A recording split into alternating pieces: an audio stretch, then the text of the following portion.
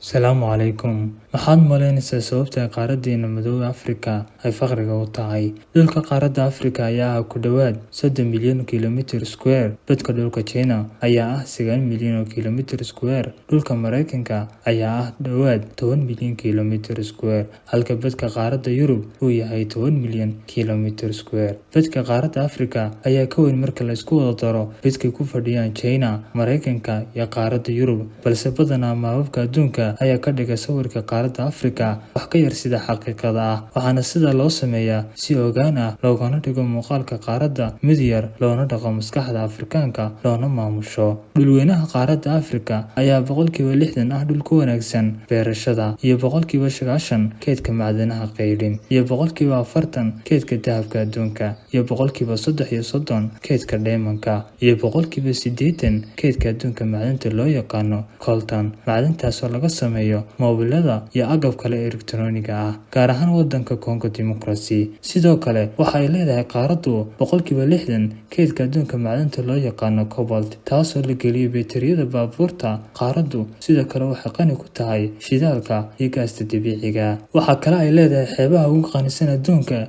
ee kalluumeysiga. Sidoo kale qaaraddu waxay hodan ku tahay manganiiska, xadiidka iyo looxaba. Waxaa lagu qiyaasaa tirada dadka ku nool Afrika 1.3 bilyan, halka dadka ku nool China ay yihiin 1.4 bilyan. Dhul badkiisu uu yahay 10 milyan oo kiiloomitir square ah, taasoo ka dhigan in qaaradda Afrika ay dhul bannaan ay tahay badankeedu. Dhulka ku fiican beerashada oo keliya ee wadanka Republic of Congo ayaa awood u leh inuu quudiyo Afrika badankeeda. Marka dhammaan dhulka ku wacan beerashada qaaradda oo dhan la isku wada daro, ayaa haddii si fiican looga faa'iideysto awood u leh inay quudiso dhammaan adduunka oo dhan. Wadanka Republic of Congo ayaa ah wadan qani ah, wuxuuna leeyahay webiyo aad u muhiim ah oo awood u leh inay wada iftiimiyaan dhammaan qaaradda haddii dhab laga dhaliyo. Haddaba mushkiladda ayaa ah reer galbeedka iyo shirkadahooda iyo qaar ka mid ah calool-shaqaystayaal Afrikaan ah ayaa ka shaqaynayay sannado iyo sannado si aanay marqura u degin qaaraddu. Qaaradda ayaa ah mid dhaqan ahaan aad u kala duwan, waxaana ka mid ah nimcooyinka kale oo Alle ku manaystay in ay ku yaalaan wax ka badan 30,000 oo dhir daaweed ah oo kala duwan, taas ay reer galbeedku ka faa'iideystaan kana soo sameeyeen dawooyinka.